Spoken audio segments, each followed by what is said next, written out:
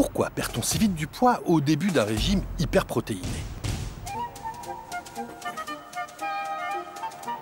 Nous avons recruté 3 volontaires qui ont accepté de se prêter à l'expérience.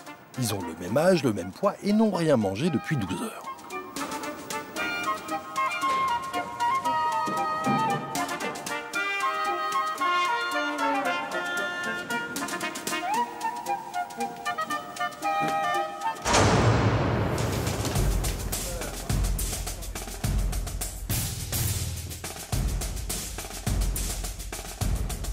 Alors qu'on leur avait promis un repas gastronomique dans le carré des officiers, les volontaires ont la surprise d'être placés à l'isolement, chacun dans une cellule.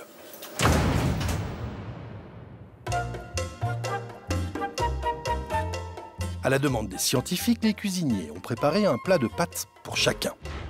Le premier va manger un plat riche en protéines avec des pâtes de blé complet et du jambon 0%.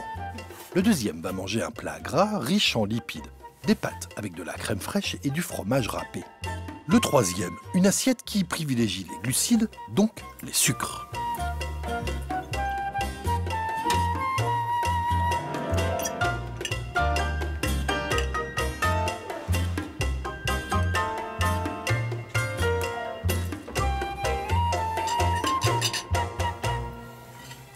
L'objectif de l'expérience est maintenant de savoir combien de temps nos volontaires vont tenir avant d'avoir à nouveau faim.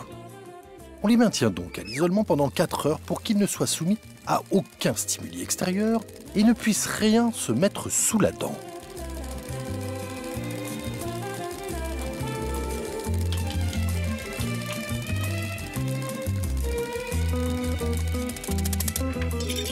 Time is up, messieurs, l'heure du verdict a sonné. Les 4 heures sont écoulées. Nos matelots sont libérés. Les chercheurs vont maintenant mesurer leur appétit. Et à votre avis, lequel aura le moins faim? Pour le savoir, on leur propose une pizza. Bilan. Celui qui a mangé le plat le plus gras, riche en lipides, est celui qui a le plus d'appétit.